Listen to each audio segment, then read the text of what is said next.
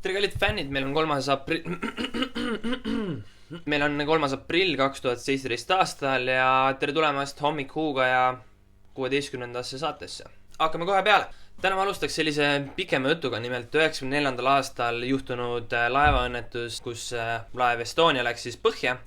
Nimetatakse siis tänapäeval tegelikult siukseks Eesti 9/11-iks. Selles mõttes ma ütlen kohe ära, ma olen nagu kõige kaugem vend mingisugustest vandenõuteoreetikutest ja vendadest, kes seda Telegrammi loevad, aga hetkel ma teen ühe erandi, sest et siin on üks mees nimega Olle Tammekaart, kes on teinud siukest intensiivset aastate pikkust tööd erinevate sketšide teemade juures. John F. Kennedy mõrv, Martin Lutheri Kingi mõrv, John Lennoni mõrv, 9/11, Estonia katastroof, Breiviku, Norra, see kuradi veretöö. Et selles mõttes see vend on nagu legit, see vend on nagu vaeva ja paneb nagu otsad kokku, et selles mõttes ma natukene usun seda värki. Aga igatahes Olle Tammekaart tuleb siis 4. aprillil Telegrami konverentsile.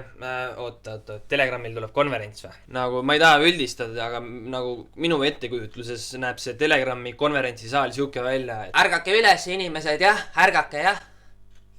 Et jah, igatahes jälle teemast kõrvale, aga igatahes, kes ei ole asjaga kursis, siis 27. detsembril 94. aastal sõitis Tallinna ja Stockholmi vahel reisilaev MS Estonia ja kus oli pardalis umbes 1000 inimest. Tol õhtul oli tormine, aga mitte midagi erilist, nii et selle peale ei saa nagu seda laeva teemat minust väga panna, aga südaööl siis saatis Estonia laev välja Mayday hädasignaali. Mayday. Joo, meil on nüüd tässä ongelma, on paha kallistuma oikealle puolelle. Uskon, että oli 30 astetta. Todella pahalta näyttäisi nyt tässä kyllä. Ning peaaegu hetk pärast seda juba uppus laev ära. Ametlike andmete kohaselt uppus sellel ööl 852 inimest ja pääses ainult 137 inimest ehk päris sitna. 852 inimest. Reaalselt iga 4. Rootsi pere kaotas mingisuguse lähedase või tuttav ära. Ja ametlike allikate kohaselt siis tekitas selle kogu gamma ja siis tekitas torm. Torm oli lihtsalt nii hull ja raputas seda seal ja noh, selles mõttes perses. Kuid, mida nüüd härra Tammekaart ütleb, siis esiteks tunnistajad ütlesid, et noh, kuradi treik, ära kuku. Tunnistajad ütlesid, et laevas käis kõva pauk, käis mingisugune plahvatus, hakkas laev suure hooga edela suunas panema, bänd lõpetas mängimist. Me oleme kõik Titanicut näinud, teate kui perses see on. Ja igatahes laev uppus siis mõne minutiga. Kuna Rootsis oli äsja vahetanud peaministrid, siis mõlemad teadsid, et tegemist on tohutu tragöödiaga ja lubasid, et kõik hukkunud tuuakse laevast välja, võimaldatakse korralikud matused ja kuigi sügavus selle laeva hukul oli kõigest 70 meetrit, siis teadsid võimud, et ühtegi surnut laevast välja ei saa tuua ja õnnetuspaika hakkasid turvama sõjalaevad. Ehk siis juba natukene sketsi. Igatahes, kus asi läheb siis kahtlaseks, oli see, et paari päeva möödudes tulid ilmsiks suured segadused pääsenute nimekirjadesse, sealhulgas 8 meeskonnaliiget, nende seas ka laeva kapten Avo Piht, kes esmalt oli pääsenute nimekirjas, tõseti hiljem siis hukkunute nimekirja. Ja oli isegi paar juhtumit sellist, kus perekond palus esmalt elusaate nimekirjas välja toodud, kuid hiljem hukkunute listi pandud omast koju saata, et teha talle korralikud matused. Kui nii-öelda laip koju jõudis Omnivaga, see oli veits nõme nali, Rainer, see oli veits nõme nali. Kui surnukeha jõudis pere juurde tagasi, et korralikud matused teha, tuli välja igatahes, et olid seal siuksed piinamisjäljed inimestel ja bla. Esiteks, no mega sketši jälle, kuigi selle peale ütlesid Rootsi võimud, et vennad panid seal mere peal ringi, panid vasta kive peade ja kuradi jalgadega ja selles mõttes nagu me pole nagu midagi teinud, et see on nagu meri ja värki. Ja samuti oli juhtum, kus saadeti omastele laip ja siis tuli välja, et on vale inimene üldse.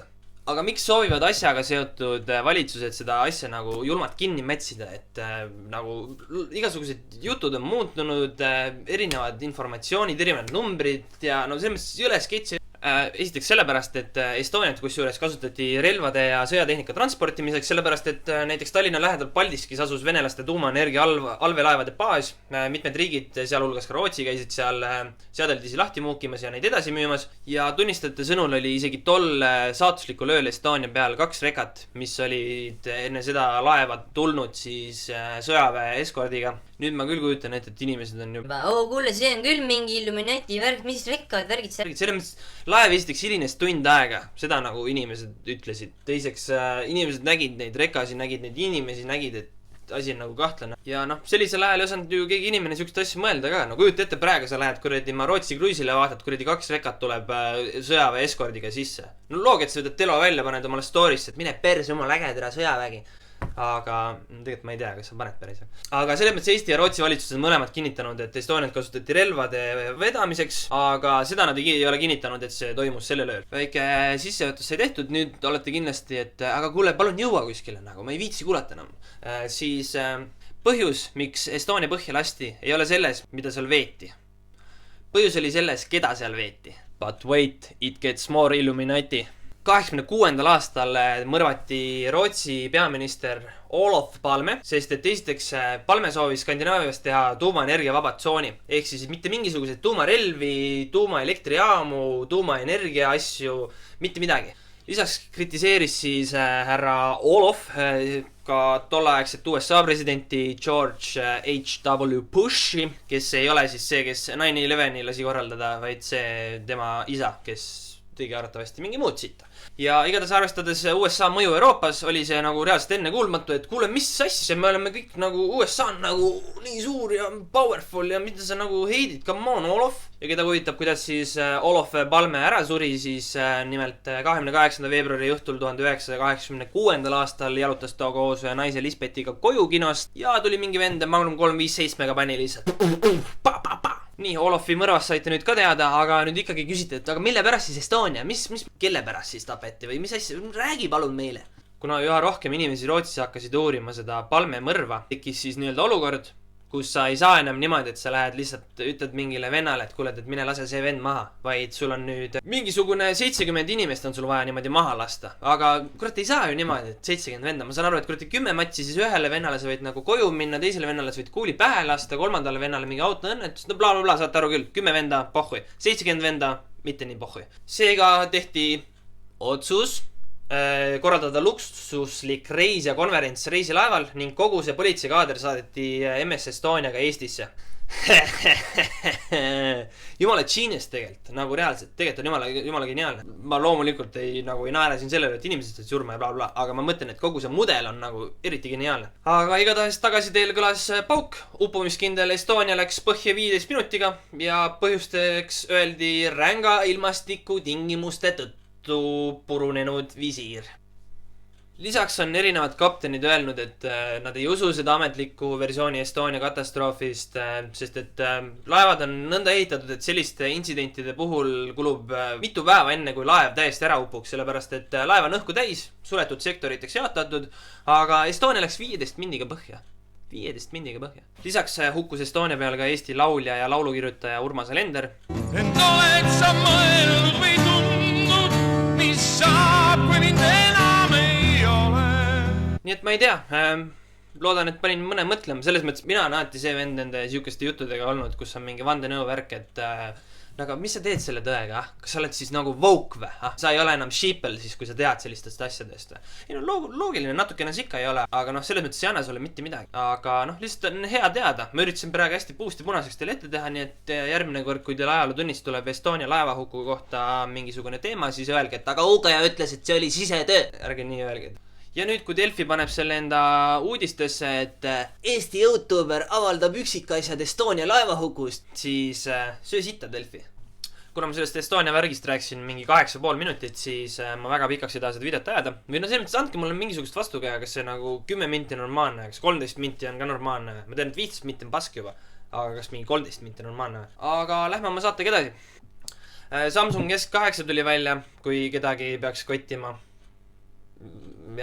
Ja ajastul, kus täiskohaga emme on üks populaarsemaid ameteid tänapäeva noorte seas, siis siin on üks lahe pilt, kuidas koerad on isegi õnnelikumad kui mõned täiskohaga emmed oma laste üle, nii et siin on vahva koerapilt. Aga mis meil see nädal veel siuke hea naljakas miim oli, näiteks see, et Cristiano Ronaldo, kuulus jalgpallur, kes mängib Real Madridis, siis temale tehti nimelt siuke väike kujuke Madeira lennujaama. Madeira saarel siis Ronaldo sündis ja tehti siis temast siuke kuju, mis ütleks, mina ei ole küll nüüd mingisugune kuju spetsialist, aga minu arust on see suht sidasti tehtud. See andis meile näiteks selle miimi ja selle video. Hello, I'm Cristiano Ronaldo. If you can speak with my coaches, my friends, my teammates, everyone see that I was special. I was more special. I was a special kid. Nii et aitäh, kujumeisterdaja. Tänu sinule oli sellel nädalal internet väga palju lõbusam, aga kahjuks ma pean sulle vakstube tiitli andma, sellepärast et kuradi sitt kuju tuli ikka. Aga lõpetuseks Twitterisse ka, natuke backstory't ka. Hashtag romantika oli siuke hashtag, mida me hakkasime 2012 millegil kasutama. Seal põhilised tegijad olimegi mina ja siis üks Joosep, tšau Joosep.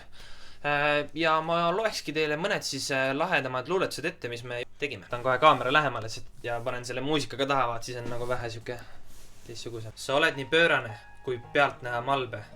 Rabad mind jalust nagu pooleni Viru valge.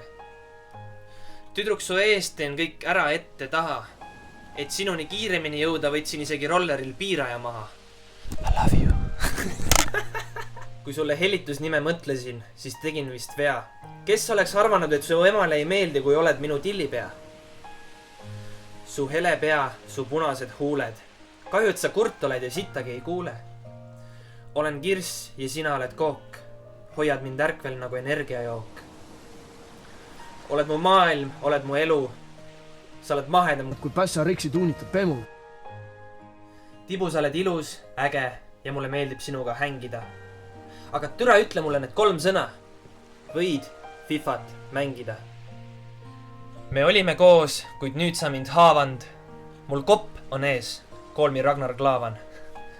Kui te ainult saaksite aru, kui genius see on, sellepärast, et Ragnar Klavan, kopp on Liverpooli. See on next level romantika shit. Aga tead, mul tuli üks mõte praegu. Teeme ühe võistluse. Nimelt, ma losin välja huuga ja särgi, sest et mul ei ole praegu lihtsalt midagi snüüsikarpi tahate, losin selle välja. Losin välja huuga ja särgi.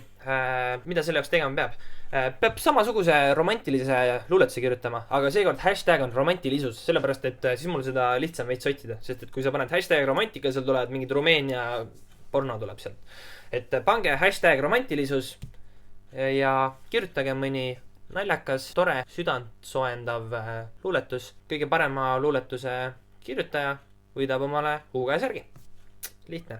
Siis järgmine nädal kahjuks ma hommik huugaga saadeti esmaspäeval ei jõua valmis teha, sellepärast et 10. aprillil ma lähen siis Rakvere Reaalgümnaasiumisse projektipäevale, kus siis õpetaja Katrin jäi selle kätte, et 5.–9. klassi poisid ei viitsi mitte sittagi teha, neid sittagi ei huvita ja mõtlesid, et aga kutsume huugaja ja las ta räägib natukene mingisugusest YouTube'ist ja bla bla bla asjad. Aga jah, ma loodan, et see tuleb lõbus ja fun, aga ma tahaks midagi nagu nende kuttidega teha, sest et mul on mingi 15 matsi või võib-olla mingi tüdruk ka sinna rääks, et andke mulle mingisuguseid ideid, kas ma äkki, ma ei tea, küsin neilt mingisuguseid küsimusi, mida siuke 5.–9. klassi inimene arvab üldse, ma ei tea, mingitest asjadest.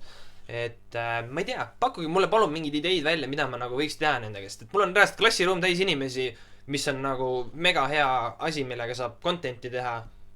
Aga mul on praegu lihtsalt 0 ideed. Pärast ainuke esimene idee ongi mul see, et ma lihtsalt küsin neid mingisuguseid huvitavaid küsimusi, mis võib nagu siukestele vanematele inimestele huvitav tunduda, et mida siuke 5.–9. klassi inimene arvab asjast. Või teine variant on see, et ma võtan kõigile boksikindad kaasa ja teeme Last Man Standingut ja siis saab lõbusa video sellest YouTube'i. Ei, tegelikult nii hullu ei pane. Aga aitäh, Reaalgümnaasiumi õpetaja Katrin, et sa mulle siukse võimaluse andsid. Ma olen väga-väga tänulik. Ma olen seda nii kaua tahtnud. See on üks mu unistusi olnud mingisugusele saalile või kellele iganes rääkida mingisugustest asjadest.